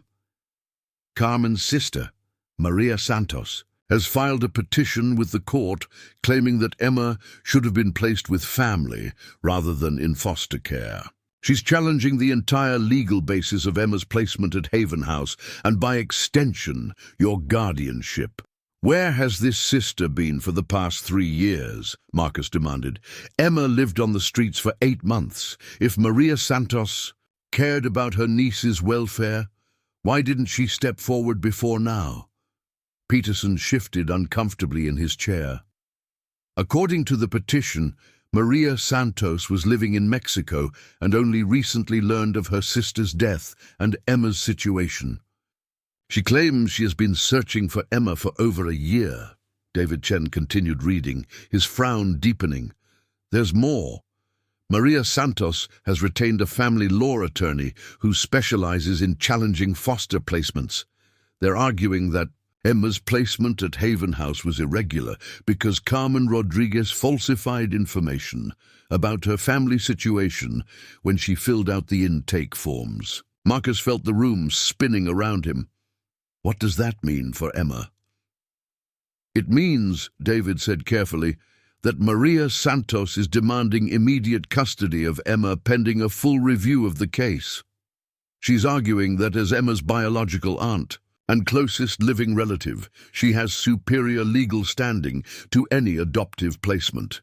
The words hit Marcus like physical blows. After everything Emma had been through, after the progress she had made and the stability they had built together, a stranger was trying to tear apart their family based on bureaucratic technicalities. What do we know about this Maria Santos? Marcus asked. Is she capable of providing proper care for Emma? Peterson consulted his notes. She's 34 years old, married, with 2 children of her own. She works as a nurse's aide in Phoenix. Apparently she moved to Arizona from Mexico about 18 months ago. On paper, she appears to be a stable, suitable guardian. Paper, Marcus repeated bitterly. What about in reality? What about the fact that Emma has been through enough upheaval for several lifetimes? What about the bonds she's formed, the progress she's made? David Chen's expression was sympathetic, but realistic. Marcus, I understand how devastating this is. But family law courts generally prioritize biological relationships, especially when the biological family appears stable and capable. The fact that you're not related to Emma by blood or marriage puts you at a significant disadvantage. Isabella was related to Emma, Marcus protested. Isabella was her guardian, her protector. I'm continuing Isabella's commitment. Unfortunately, Isabella's guardianship was informal and never legally documented, Peterson said gently. Her regular visits and financial support demonstrate her care for Emma, but they don't establish legal standing that would transfer to you. Marcus ran his hands through his hair, feeling helpless in a way that was completely foreign to him. In business, every problem had a solution if you had enough resources and determination, but this wasn't a business problem. This was about family, love, and legal systems that didn't always recognize the complexities of human relationships. What are our options? Marcus asked. David Chen reviewed the documents again. We can contest the petition, but it will be an uphill battle. We'd need to demonstrate either that Maria Santos is unfit to care for Emma, or that Emma's best interests would be served by remaining with you rather than being placed with biological family. And how do we do that? Character witnesses, documentation of Emma's progress in your care, expert testimony about the potential trauma of another placement change, David explained. Dr. Chen's evaluation of Emma's emotional state and therapeutic progress could be crucial. We'd also want to get Emma's own preferences on record, though the court isn't required to follow the wishes of a child her age. Marcus thought about Emma's question in the car. What would happen if someone tried to take me away from you? She had been afraid of exactly this scenario, and he had promised her it wouldn't happen. How long do we have? Marcus asked. The court hearing is scheduled for next month, Peterson replied. Maria Santos is requesting expedited placement, arguing that every day Emma remains in non-family care is detrimental to her well-being. The irony was devastating. Emma was finally thriving, finally secure, finally calling someone dad with genuine affection, and that progress was being used as justification for disrupting her life once again. There's something else, Peterson added reluctantly. Maria Santos has hired a private investigator to document Emma's current living situation. She's arguing that Emma's placement with a wealthy single man with no prior experience as a parent represents an unsuitable environment. Marcus felt anger flaring in his chest. Based on what? Apparently, the investigator has been asking questions about your bachelor lifestyle prior to Emma's arrival, your work schedule, your lack of experience with children, Peterson explained. They're trying to build a case that Emma would be better served in a traditional family environment with a married couple and other children. The attack felt deeply personal, an assault not just on his legal standing, but on his worthiness as a father. Every doubt he had harbored about his ability to parent Emma was being weaponized against him by strangers who had never seen them together, who didn't understand the bond they had built or the love they shared. Mr. Wellington, Peterson said gently, I want you to know that everyone at Haven House supports your relationship with Emma. We've seen how much she's flourished in your care, but the legal reality is that blood relatives have rights that can be very difficult to overcome, even when the existing placement is clearly working well. Marcus stood abruptly, needing to move, needing to do something other than sit helplessly while his family was dissected by lawyers and social workers. "I need to tell Emma what's happening. She deserves to know that her life might be turned upside down again through no fault of her own." "How much do you plan to tell her?" David asked. Marcus considered the question. Emma had survived by being aware of her circumstances, by understanding the forces that shaped her life. Shielding her from this legal battle would only make her more vulnerable if things went badly. "I'm going to tell her the truth," Marcus decided. "All of it. She's been through too much to be treated like a child who can't handle difficult information." As Marcus left Haven House with a briefcase full of legal documents and a heart full of dread, he realized that the next month would test everything he and Emma had built together. They had overcome Emma's trauma, Marcus's inexperience, and society's prejudices.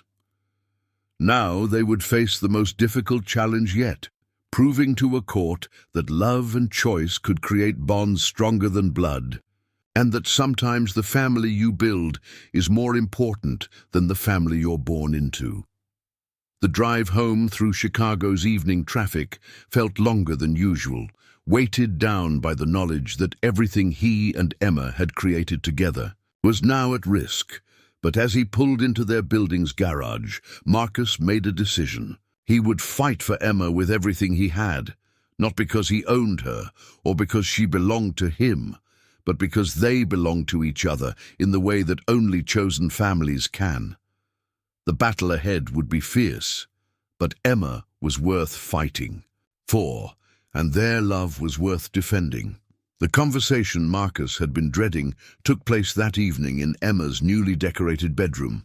Surrounded by the carefully chosen furniture and artwork that had transformed the space from a sterile guest room into the sanctuary of a beloved child. Emma sat cross-legged on her bed, her homework spread around her, when Marcus knocked softly on her doorframe. "Emma, I need to talk with you about something important," Marcus said, his voice carefully controlled despite the turmoil in his chest. Emma immediately set down her pencil, her expression shifting to the guarded alertness that had been her survival mechanism for so long. "What's wrong?" Marcus entered the room and sat in the reading chair they had picked out together, a soft armchair in Emma's favorite shade of blue, where he often read to her before bedtime. The normalcy of the setting made what he had to say even more difficult. "Someone has come forward claiming to be your family," Marcus began carefully. "Your mother's sister, Maria Santos. She's asking the court to give her custody of you." Emma's face went completely white. For a moment she was so still that Marcus wondered if she had stopped breathing. When she finally spoke, her voice was barely a whisper. "I don't have any family. Mama told me we were alone." Marcus felt his heart breaking at the devastation in Emma's voice. "According to the legal papers, Maria is your mother's sister. She says she's been looking for you since Carmen died, and that she wants to take care of you." "But I don't want to be taken care of by her," Emma said, her voice growing stronger with panic. "I want to stay here, with you. This is my home." "I know, sweetheart, and I'm going to fight to make sure you can stay. But I wanted you to know what was happening so you wouldn't be caught off guard." Emma scrambled off her bed and began pacing. The small room, her movements sharp and agitated. "This is why Mama lied, isn't it? She knew about Maria, but she didn't want her to have me. There must be a reason." The observation was painfully perceptive. Marcus had been wondering the same thing. Why would Carmen Rodriguez have hidden her family situation if her sister was a suitable guardian? "We don't know Maria's circumstances when your mother made her decisions," Marcus said carefully. "People can change over time." Emma stopped pacing and turned to face him directly. "Dad, what are the chances that I get to stay with you?" The direct question deserved an honest answer, even though the truth was terrifying. "I don't know," Marcus admitted. "Courts usually prefer to place children with blood relatives when those relatives are capable of providing good care. But we have advantages too. You're settled here, you're doing well in school, you have support from Dr. Chen and your teachers. What about what I want? Emma asked. Don't I get a say in this? The judge will consider your preferences, but ultimately they'll decide what they think is in your best interests. Emma sat heavily on her bed, her small shoulders sagging under the weight of uncertainty. It's not fair. I finally found where I belong, and now someone I don't even know wants to take that away. Marcus moved from the chair to sit beside Emma on her bed. Emma, I need you to know something. No matter what happens in court, you will always be my daughter. Not because of paperwork or legal decisions, but because we chose each other. That doesn't go away. Emma leaned against his shoulder, and Marcus could feel her trembling. But if she wins, I'll have to go live with her in Arizona. I'll have to leave you and Jefferson Elementary and Dr. Chen and Mrs. Martinez and everything. We're not going to let that happen without a fight, Marcus said firmly. David Chen, that's my lawyer, thinks we have a good case if we can show that staying with me is better for you than moving to live with Maria. Emma pulled back to look at him. How do we prove that? Marcus had been thinking about this question since leaving Haven House. We document everything that shows how well you're doing here. Your grades, your progress with Dr. Chen, statements from your teachers and friends. We show the court that you're not just surviving, you're thriving. And what about Maria? What if she seems really nice and normal? Then we'll deal with that when we know more about her, Marcus said. But Emma, being nice and normal isn't the same as being the right parent for you. You've been through experiences that require understanding and patience. You need someone who knows your history and your needs. Emma was quiet for a long moment, processing this information. When she spoke again, her voice carried a determination that reminded Marcus of Isabella. I want to meet her, Emma said suddenly. Marcus was taken aback. Meet Maria. Emma, I'm not sure that's a good idea. It could be emotionally difficult, and anything you say could be used in court. But what if I don't like her? What if she doesn't understand me? Emma's logic was sound, even if the situation was complicated. If I'm going to have to convince a judge that I should stay with you, shouldn't I be able to explain why the alternative wouldn't work? Marcus realized that Emma was thinking strategically, approaching this crisis with the same survival instincts that had kept her safe on the streets. She wanted information about her potential future so she could make informed arguments about her preferences. Let me talk to David about whether a meeting would be possible, Marcus said. But Emma, you need to be prepared for the possibility that Maria might seem perfectly pleasant. That wouldn't mean she's the right choice for you, but it could make our legal argument more difficult. Emma nodded soberly. I understand, but Dad, I need to see for myself what I might be giving up you for. The next morning, Marcus arrived at his office to find an unexpected visitor waiting in his reception area. Maria Santos was younger than he had expected, probably in her early 30s, with dark hair pulled back in a neat ponytail and clothing that suggested middle-class respectability without affluence. She stood when she saw him, her expression nervous but determined. Mr. Wellington, I'm Maria Santos. I was hoping we could talk. Marcus felt his lawyer's warnings about unauthorized contact echoing in his mind, but his curiosity about this woman who wanted to claim Emma overrode his caution. Ms. Santos, I assume you're here about Emma.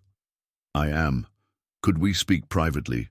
Please? Against his better judgment, Marcus led Maria to his office, closing the door behind them. She sat across from his desk, her hands clasped tightly in her lap.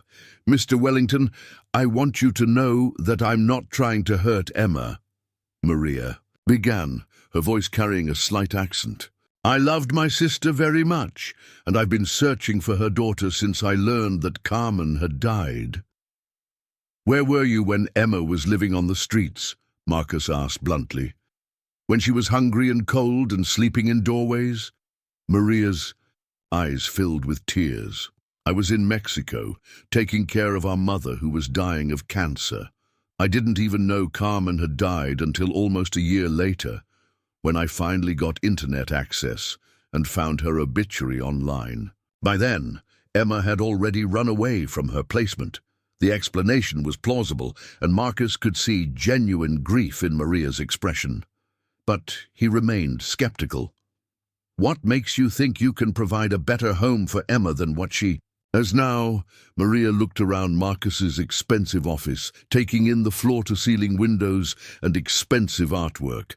I'm not saying I can give her luxury like this, but I can give her family. I can give her cousins to play with, and a mother who understands where she comes from.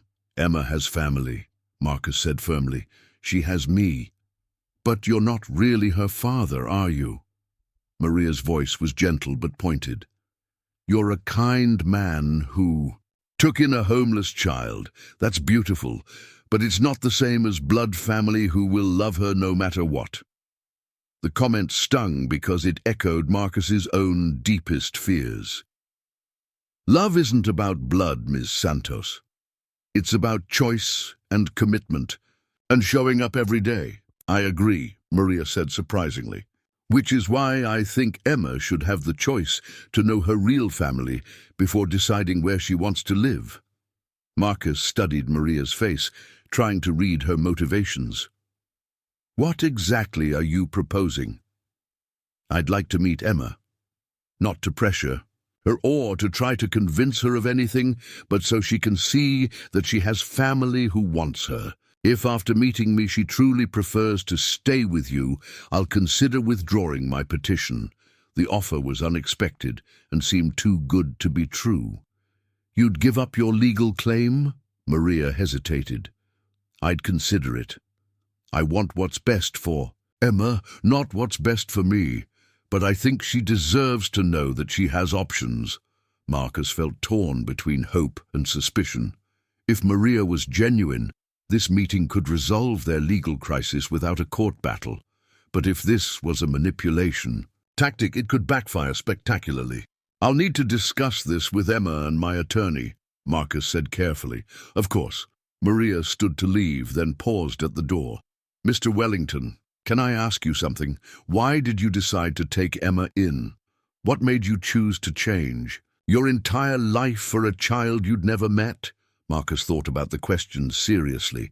Because she needed me, and I needed her. Because my wife would have wanted me to protect her. Because sometimes love finds you when you least expect it. Maria nodded slowly. That's what Carmen used to say about Emma, that love finds a way.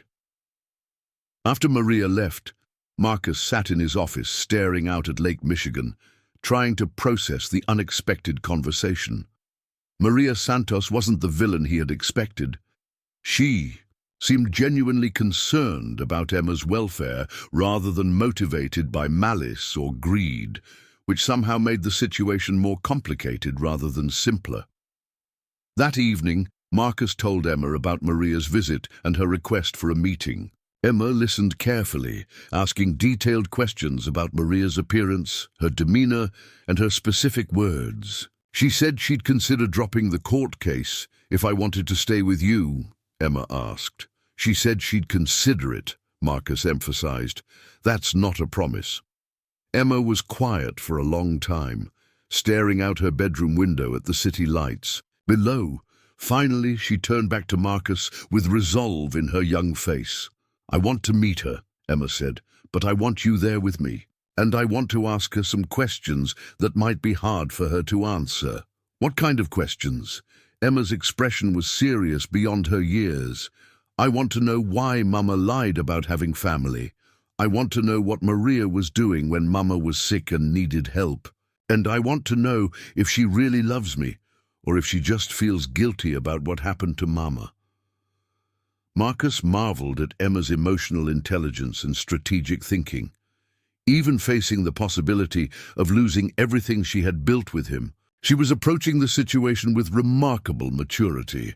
Those are very good questions, Marcus said, and you have every right to ask them. As they planned for a meeting that could determine Emma's entire future, Marcus realized that whatever happened, Emma had already won something important. She had learned to advocate for herself, to ask hard questions, and to trust her own judgment about what family meant. Whether she stayed with him or went with Maria, Emma would face that future with strength and wisdom that would serve her well. The little girl who had been crying at Isabella's grave had grown into a young woman who could fight for her own happiness. And that transformation, Marcus knew, was something no court could take away. The meeting was arranged for Saturday afternoon at Millennium Park, neutral territory that wouldn't favor either Marcus or Maria in Emma's eyes. Marcus had suggested a restaurant, but Emma had requested somewhere outdoors where she could see the sky. A remnant, perhaps, of her months sleeping rough when open spaces meant safety and escape routes. They arrived early, Marcus and Emma, walking hand in hand along the paths between the Crown Fountain and Cloud Gate. Emma had dressed carefully for the occasion in her favorite jeans and the blue sweater Marcus had bought her during their first shopping trip, as if the right clothes might somehow armor her against whatever emotional upheaval lay ahead. "Dad," Emma said, stopping near a bench with a clear view of the fountain where children were playing despite the October chill, "what if I like her?" Marcus felt his stomach clench. "Then we'll deal with that when it happens. But what if I like her and still want to stay with you? Does that make me a bad person?" The question revealed the complexity of Emma's emotional situation. She was old enough to understand that liking Maria would complicate their legal argument, but young enough to feel guilty about the possibility of rejecting family who genuinely cared about her. "Emma, listen to me carefully," Marcus said, kneeling to meet her eyes. "There is nothing you could feel or say or decide that would make you a bad person. This situation isn't your fault, and whatever you choose will be the right choice because it's yours to make." Emma nodded, but Marcus could see the weight of responsibility in her young face. At 9 years old, she was being asked to make decisions that would affect the rest of her life, while navigating adult emotions and legal complexities that would challenge someone twice her age. Maria Santos appeared at exactly 3 p.m., walking toward them from the direction of the parking area. She was accompanied by a man Marcus assumed was her husband, tall, thin, with kind eyes and work-worn hands. Behind them trailed 2 children, a boy who looked about 7 and a girl who appeared to be Emma's age. Emma's grip on Marcus's hand tightened as the Santos family approached. "Those are my cousins," she whispered, a note of wonder in her voice. "I've never had cousins before." Marcus felt a pang of loss, realizing that whatever happened today, Emma's life would be forever changed by the knowledge that she had extended family she had never known existed. "Emma," Maria said softly as they drew near, "I'm your Aunt Maria. I've been looking for you for such a long time." Emma stepped slightly behind Marcus, using his body as a shield while she studied Maria's face. "You look like my mama," she said, finally. "Around the eyes." Maria's expression crumpled slightly. "You look like her too, like Carmen when she was your age." She gestured to the man and children beside her. "This is my husband Roberto, and these are your cousins, Diego and Sofia." The little girl, Sofia, waved shyly at Emma. "We brought you something," she said, holding out a small wrapped package. "Mama said you might like books." Emma looked to Marcus for permission before accepting the gift. Inside was a collection of bilingual children's stories, beautifully illustrated and clearly chosen with care. "Thank you," Emma said politely. "I do like books." They settled onto benches arranged in a rough circle, the adults awkwardly trying to facilitate conversation between children who were strangers but family. Diego and Sofia seemed as uncertain as Emma about how to navigate this unprecedented situation. "Emma," Maria said after a few minutes of stilted small talk, "would you like to ask me anything? About your mama, about our family, about anything at all?" Emma straightened, her demeanor shifting to the serious focus Marcus had learned to recognize when she was gathering courage for difficult conversations. "Why didn't Mama tell me about you?" Emma asked directly. "She said we didn't have any family, that it was just us. But that wasn't true, was it?" Maria glanced at Roberto, then back at Emma. "Your mama and I had some difficult times when we were younger. We said things to each other that hurt, and we stopped talking for a while. When I moved to Mexico to take care of our mother, Carmen and I lost touch completely." "What kind of difficult times?" Emma pressed, displaying the same persistence that had helped her survive on the streets. Maria hesitated, clearly weighing how much truth to share with a child.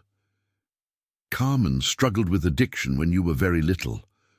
I thought she wasn't capable of taking care of you properly. I said some harsh things about her parenting, about the choices she was making." Emma absorbed this information with remarkable composure. "So you fought about me?" "We fought about what was best for you," Maria corrected gently. "I was wrong to judge your mama so harshly. She got clean, she got her life together, and she became a wonderful mother.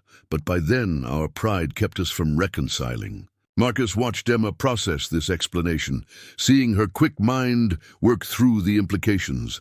Carmen had hidden her family not to protect Emma from them, but to protect herself from judgment and potential interference.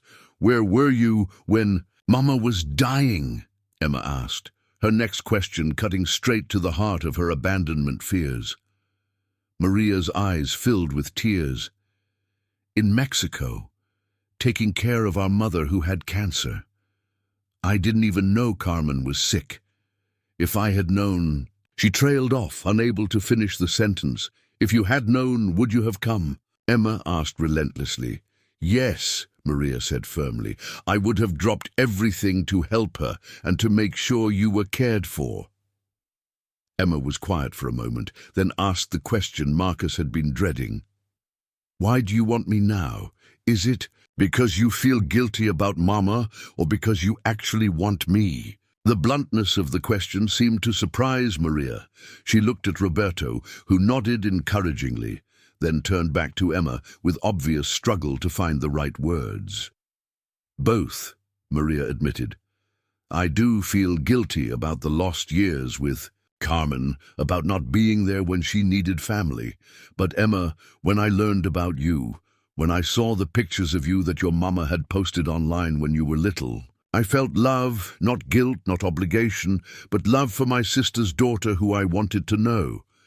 Emma seemed to consider this answer seriously. "What would it be like if I came to live with you? You would have your own room, but you'd share it with Sophia when she visited on weekends from her dad's house," Maria explained. "Roberto and I both work, but our schedules are flexible, and my mother-in-law helps with childcare. You'd go to the neighborhood school, which isn't fancy but has good teachers. We'd make sure you could continue with counseling if you needed it." It was an honest picture of middle-class family life, stable but not luxurious, loving but complicated by blended family dynamics and practical limitations. "What about Mr. Wellington?" Emma asked, gesturing toward Marcus. "Would I be able to see him?" Maria glanced at Marcus, her expression uncertain. "That would be complicated. Arizona is far from Chicago, but if it was important to you, we could try to arrange visits." Emma turned to study Marcus's face, and he could see her weighing her options with painful maturity. "Dad, what do you think about what she's offering?" Marcus felt the weight of Emma's trust in asking for his honest opinion about a situation where his own interests were so clearly at stake. "I think Maria and her family seem to care about you genuinely," he said carefully. "I think they could provide you with a loving home and connections to your mother's heritage that I can't offer." "But," Emma prompted, sensing there was more. "But I also think you've been through enough upheaval for one lifetime. I think the stability you've found, the progress you've made, the relationships you've built, all of that has value too." Emma nodded thoughtfully, then turned back to Maria. "Can I ask you something that might hurt your feelings?" Maria braced herself. "Of course. If I choose to stay with Marcus, will you hate me? Will you think I'm ungrateful or that I don't care about family?" The question revealed Emma's deep fear of disappointing adults, her learned anxiety about making the wrong choice and facing rejection as a consequence. Maria reached out slowly, giving Emma time to pull away, and took her small hand. "Emma, I could never hate you. If you choose to stay with Marcus, I'll be sad because I'll miss the chance to know you better, but I'll also be happy because you'll be somewhere you feel loved and safe. Would you still want to know me, even if I didn't live with you?" Maria looked genuinely surprised by the question. "Of course I would. You're my sister's daughter, my niece. Nothing changes that." Emma was quiet for a long time, watching Sophia and Diego play near the fountain while the adults waited anxiously for her response. When she finally spoke, her words surprised everyone. "I want to stay with Marcus," Emma said clearly. "But I want to know you too. I want to know about Mama when she was little, and I want Sophia and Diego to know their cousin. Is that possible?" Maria's eyes filled with tears, but she managed to smile. "Yes, mija, that's very possible." Roberto, who had been quietly observing the entire conversation, spoke for the first time. "We could plan visits, summer vacations, maybe spring break. Get to know each other gradually." Marcus felt overwhelming relief and gratitude toward these people who were choosing Emma's emotional well-being over their legal rights. "We could start with video calls," he suggested. "Let Emma and her cousins get to know each other without the pressure of big decisions." "I'd like that," Emma said, shyly to Sophia and Diego. "I've never had cousins before." As the afternoon wore on, the initial awkwardness gave way to tentative connection. Emma shared stories about her school and her friends, while Sophia and Diego told her about their life in Phoenix and their weekend adventures. The adults found themselves genuinely enjoying each other's company, bonding over their shared love for Emma and their commitment to her happiness. When it came time to part ways, Maria kept her promise. "I'll call my lawyer on Monday," she told Marcus. "I'll withdraw the custody petition and formally consent to Emma's adoption." Emma hugged Maria goodbye, a gesture that would have been unthinkable when the afternoon began. "Thank you for loving Mama," she whispered, "and thank you for understanding that I need to stay where I feel safe."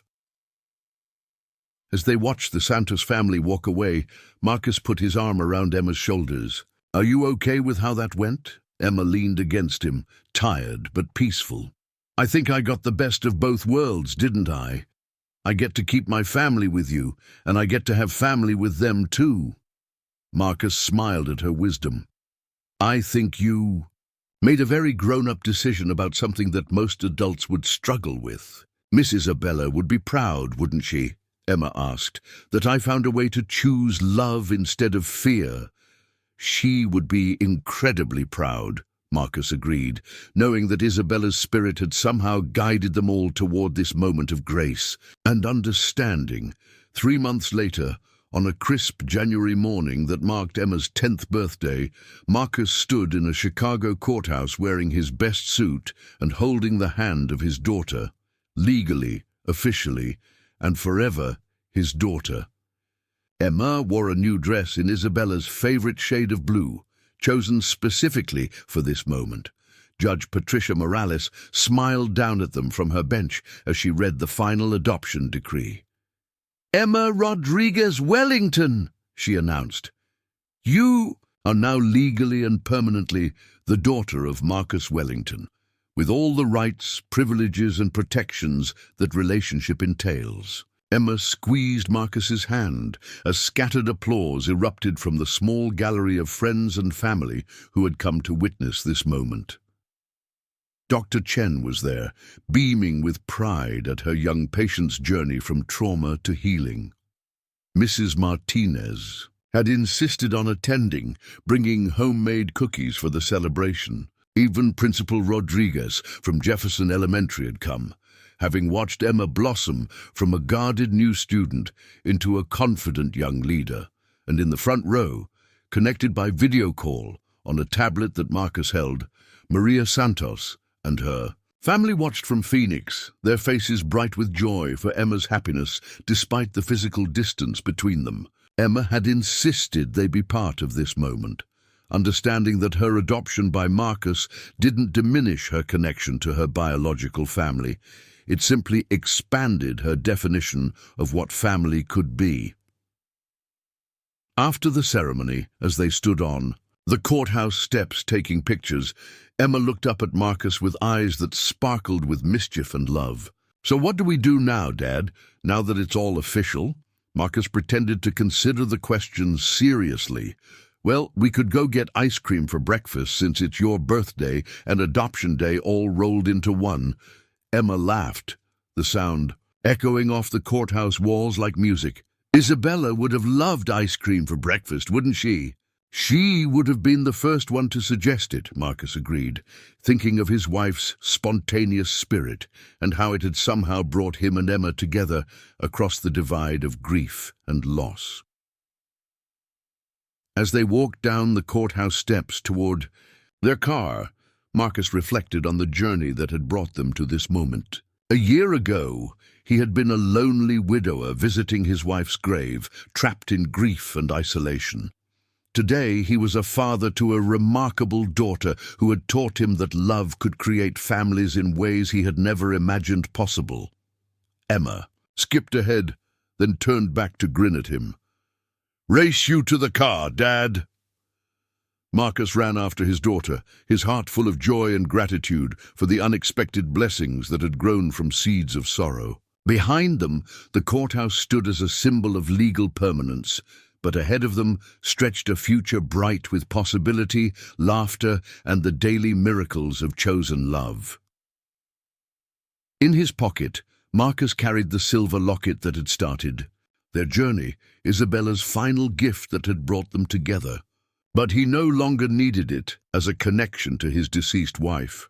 She lived on in the love he shared with Emma, in the family they had built together, and in the understanding that sometimes the most beautiful families are the ones that choose each other against all odds. Emma Rodriguez Wellington, daughter, survivor, bridge builder between worlds, had shown them all that love truly was still here, transformed but eternal, finding new expressions in each generation's capacity to heal, hope, and hold each other close. The three words Isabella had whispered through Emma at a graveside had indeed changed everything, opening hearts and lives to possibilities none of them had dared to imagine.